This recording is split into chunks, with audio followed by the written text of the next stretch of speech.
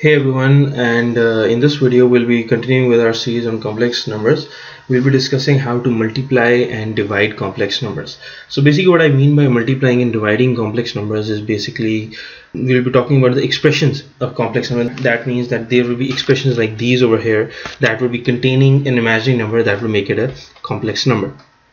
So multiplication of a complex number is pretty straightforward.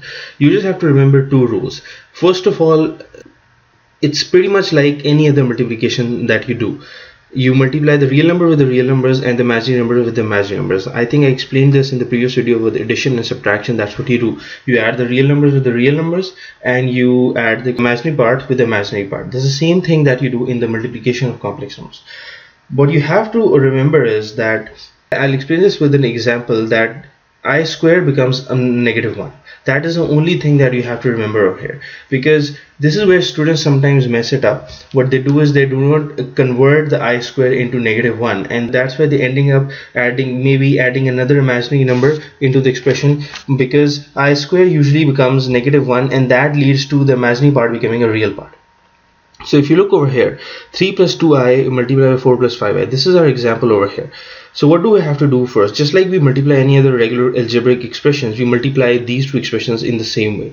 The first thing that we do is we multiply this 3 by 4 over here, because we have to know that this 3 is being multiplied by both of these and this 2i is also going to be multiplied by both of these. So basically everything is going to be multiplied by every other thing that we have over here in this expression. So when we multiply 3 by 4, we write it over here. The best way to do is that you write it down, you break it down and you work it step by step so that you don't mess it up. So 3 multiplied by 4, we write over here. The next thing we do is we multiply the real numbers with the imaginary part, that is 3 multiplied by 5i. Then 2i multiplied by 4 and 2i multiplied by 5i. That is the last expression over here. So what do we get by 3 by 4? The 3 by 4 is 12. 3 by 5i is 15i, 2i by 4 is 8i. Now this expression is where it gets tricky. It's really straightforward, but people find it so easy that sometimes I think they might mess it up, because 2i multiplied by 5i, that would become 2 multiplied by 5, 10, and I into I would become I square. Now you have this expression over here, 12 plus 15i plus 8i plus 10i square. So what do? We add them in like I told you in the previous expression. But remember one thing. First thing that you have to do over here is you convert this I square into -1. So if you write down this 10i over here, 10i square, and you convert the I square to -1, that's going to become a -10, because I square is equal to -1, and so instead of I square you're going to write down -1 over here, just like we wrote it down over here, and 10 multiplied by -1 is equal to -10. So we write the expression over here, 12 plus 23i -10, 12 minus 10 is 2, and we have this 2 plus 23i. That is the answer to this equation. That is the answer to this question.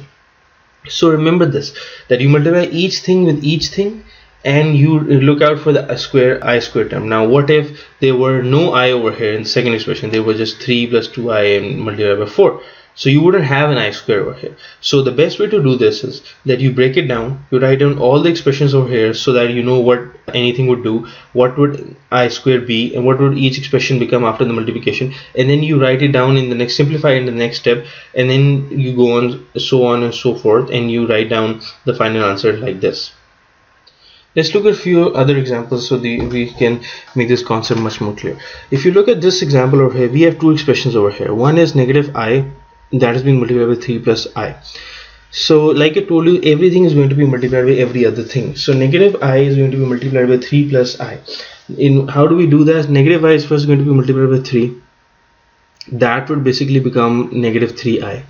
After we do that, -i is going to be multiplied by plus I, that is the multiplication of the imaginary numbers. That is going to become -1 plus I square. So once that is done, you have this new expression over here, -3i minus into -i.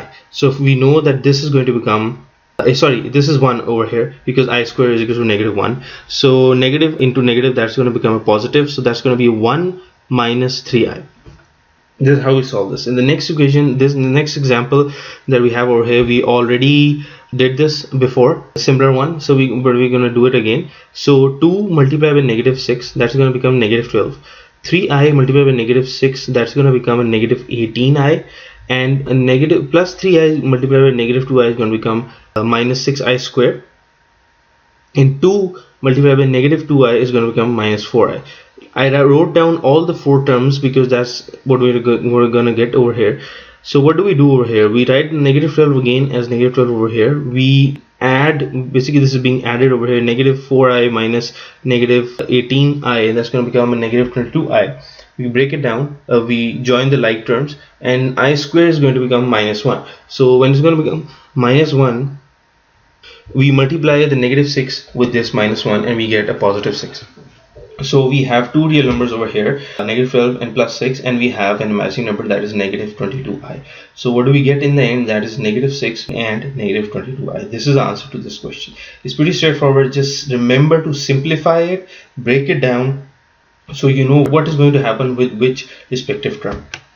One cautionary step that I have to tell you over here: what if you get two expression radicals like this, under root of negative 4 being multiplied by under root of negative 2? What are you going to do about it? We cannot multiply it like this. Of course, it looks really interesting to just multiply whatever is inside the radical. You can't do it like this. That's the whole point of this imaginary numbers. The point of this imaginary numbers is so that we can solve these sort of equations, solve these sort of expressions. Remember, we're going to talk about why do we even have imaginary numbers. We're going to go into the rationale of imaginary numbers, that once we are unable to solve the quadratic equations we need to use imaginary numbers. So this is how it's done. Rather than writing it down like negative 4 being multiplied by negative 2 under root, that we then remove the negative and we get a under root of it. That's not how it's solved. How we do this is that we remove the negative 1. We know that I is equals to under root of negative 1, so we get we know that negative 1 is equal to I square, and under root of I square would become I. So we remove this negative, bring out the I, we remove this negative, bring out the I, and then we solve them.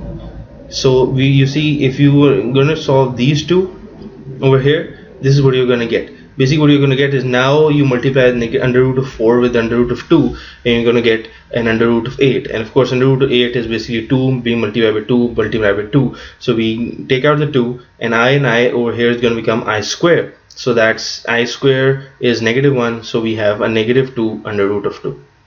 So remember that this is pretty straightforward. Just you have to watch out for one thing, and that one thing is basically a negative 1 for I square. When you watch out for this, you know what to do and how to do it, because that is the only thing in the multiplication of complex numbers that you need to look out for. If you're done with that, there's nothing complex about this, there's nothing difficult about it. So let's move on to the division of complex numbers. So the division of complex numbers is pretty much like the subtraction, addition, and the multiplication of complex numbers. There's just one different thing in this. Everything adds something different. Like I told you that in the multiplication you have to look out for the I square. In this you have to look out for the complex conjugate. Now what is a complex conjugate? A complex conjugate of a complex number is basically the reversal of the sign of the imaginary part. Which basically means is that what do we do is, if we have to make a complex conjugate of 2 plus 6i, the complex conjugate of 2 plus 6i is going to be 2 minus 6i. Just like that, the complex conjugate of 4 plus I is going to be 4 minus I. The complex conjugate of a plus bi is going to be a minus bi. The complex conjugate of c plus di is going to be c minus di. So what happens is, how do we do the division of complex numbers? So we have over here 2 plus 6i being divided by 4 plus I. The first thing is that we find out what is the complex conjugate of this, of the denominator. The only complex conjugate we need over here is the complex conjugate of the denominator. So we find the complex conjugate of the denominator, that is 4 plus I. And that is 4, and the complex conjugate is going to be 4 negative of I, and that's going to be 4 minus I over 4 minus I. We multiply the expression with the complex conjugate of the denominator in the numerator and the denominator. So the complex conjugate of 4 plus I is going to be 4 minus I. We write it down over here, and then we multiply it. So 2 plus 6i being multiplied by 4 minus I over 4 plus I being multiplied by 4 minus I, and we just basically multiply like I showed you in the 4 minutes ago, and we just solve it like this, and this is how we have the complex division. So this is all there is to it. Remember, two parts: one, the complex conjugate, and second, the complex conjugate of denominator being multiplied by this whole expression, and that is how you have the division of the complex numbers, and you're going to get the answer just by multiplying all the terms.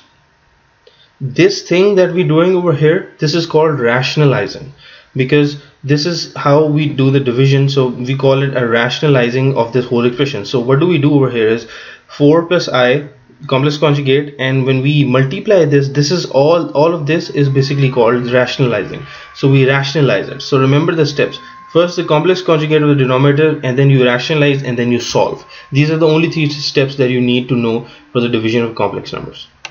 Let's look at a few examples over here. The first example we have over here is 4 minus 3i over 4 plus 3i. So what do we do? First we find out what's the complex conjugate of the denominator. 4 plus 3i, the complex conjugate of this is going to be 4 minus 3i. This is the first step that we do. After we are doing this, what is the second step that we do? We rationalize the denominator by multiplying both the numerator and the denominator by the conjugate of the denominator. So we found out the conjugate. What was that? 4 minus 3i. Then we are rationalizing it. How do we rationalize this?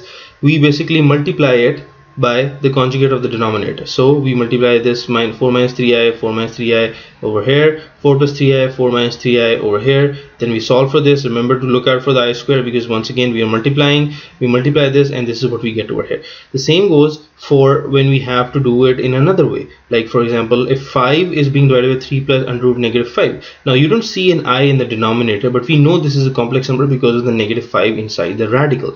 So we solve for this. We take out the I and we make it positive inside the radical. This is what we have over here. After we're doing that, we rationalize the denominator. 3 minus I under root 5, 3 minus I under root 5.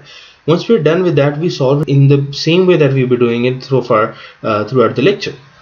And that is that we rationalize the denominator and we multiply. And that is all there is to it. 5 plus 3i into minus I under root of 5. This is what we get out of this. And 3 plus I under root of 5 multiplied by 3 minus I under root of 5, because this we are multiplying it by the conjugate. So we solve it, and this is what we get in the end.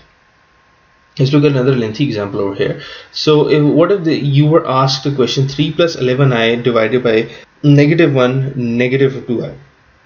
Now you might be confused by this negative 1 over here, but you don't have to, because in order to find the conjugate, you just reverse the sign of the complex number, of the imaginary part, and then you have the conjugate, and then you rationalize. So the conjugate of this is going to be negative 1 plus 2i, and then you have rationalized it over here. So after you do this, you multiply it over here. We multiply 3 by negative 1, then you multiply 3 by 2i, and that we get 6i over here. 11 into negative 1, negative 11, 11 into plus 2i, that is 22i square. This is what we get over here. Then we multiply it over here, then we further solve it over here. After we're doing that, we break it down furthermore. We solve it over here, and then we solve and simplify, and in the end we get this. So remember that in this lecture what we basically studied was the multiplication and division of complex numbers. Remember a few stuff that you have to know in solving any sort of a complex number. One thing that you have to remember is that you cannot solve a negative radical like this. You cannot solve it under root of negative 4 and into under root of negative 2. You cannot solve it like this. So this is the first step that you have to remember. Second thing that you have to remember is that I square is equal to negative 1. This is what you have to remember, that I square is equal to negative 1. Once you're done with that, basically it's just a simple multiplication of polynomials. So under root of negatives and the I square of negative 1. These are the two things that we have to remember. After you're done with that, you have to remember that in the division, the way to divide anything is that in the complex domain is that you rationalize by the conjugate of the denominator. How do you find the conjugate of a denominator? You basically reverse the sign of the imaginary part. Once you're done with that, you have this.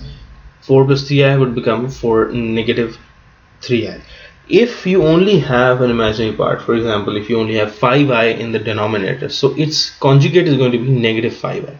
Remember this, that conjugate is only the negative of the imaginary part. So this is pretty much it for multiplication and division. Just look out for the I squares and rationalize and find the conjugate for the division and rationalize.